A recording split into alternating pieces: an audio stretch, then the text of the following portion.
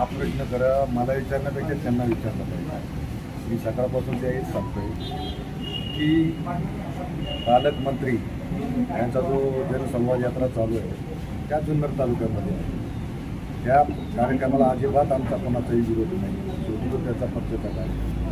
पण ज्यावेळेस निदर्शनास असं आलं की मिलान गार्डनला पर्यटन आढावा मिटिंग आणि सर्व शासकीय अधिकाऱ्यांना त्या ठिकाणी बोलवलं आणि काहीतरी सादरीकरण सगळं दाखवणार होतं आणि मी रात्री व्हिडिओला विचारलं, तहसीलदारांना विचारलं तर त्यांनी मान्य केलं की हा आढावा पर्यटनचाच आढावा मिटिंग, तिथं एकही बोर्ड त्यांच्या जनसंवाद यात्रेला नाही। आजही तुम्ही तिथं पुढे गेटवर गेला तर पर्यटन आढावा बैठक हाच बोर्ड त्या ठिकाणी। पालकमंत्री तुम्ही सर्वांचे आहात, या जिल्ह्याचे पालकत्व तुम्ही स्वीकारलेलं आहे आणि अभिमानाने त्यांनी शासकीय राज्याचे उपमुख्यमंत्री आहात, या जिल्ह्याचे पालकमंत्री आहात, सर्वांना त्या ठिकाणी आमंत्रित करून सर्वांच्या भावना त्याच्यामध्ये घ्यायला पाहिजे।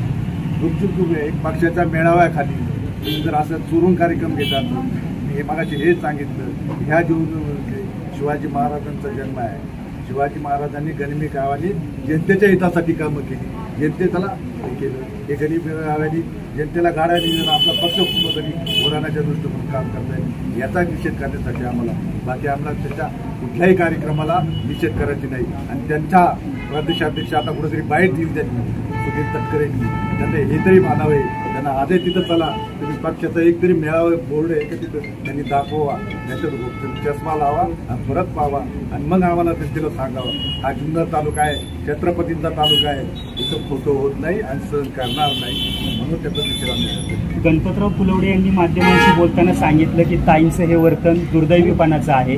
गणपतरावांची लायकी किती आहे, त्यांनी लायकीचं बोलावं, संपलेला नेता आहे त्यांनी लायकी आपली लायकी पाहून बोलावं, जास्त उच्चारी काय करताय आपण जनतेसाठी राहता पुण्यात आणि इकडे बोलायचं काही जास्त बाता मारायचं काम कमी करावं।